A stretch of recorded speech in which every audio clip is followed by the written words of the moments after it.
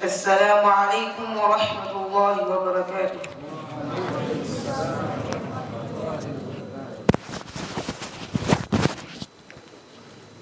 اسمي جعفر عربي، جئت هنا بتلاوة القرآن الكريم. أعوذ بالله من الشيطان الرجيم. قل كفى بالله بيني وبينكم شهيدا.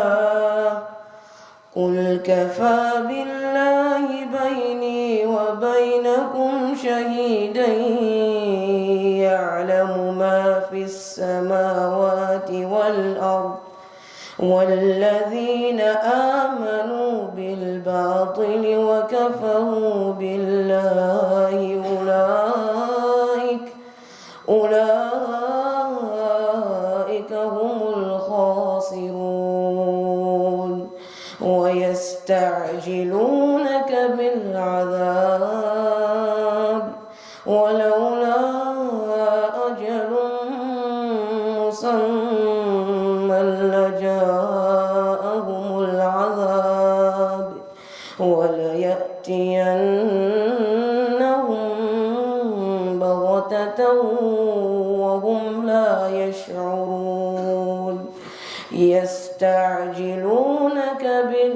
بالعذاب وإن جهنم لمحيطة بالكافرين.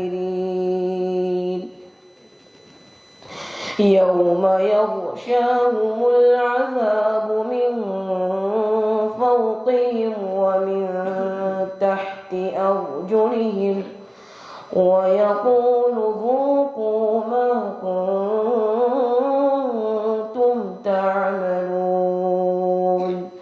يا عبادي الذين آمنوا إن أرضي واسعة فإياي فاعبدون.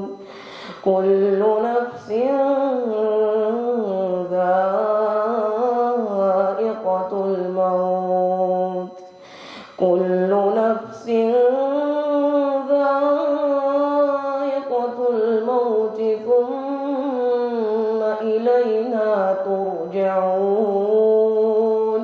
والذين آمنوا وعملوا الصالحات لنبوئنهم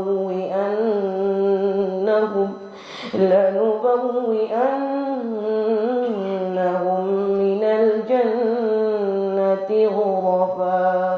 غرفا تجري من تحتها الأنهار خالدين فيها.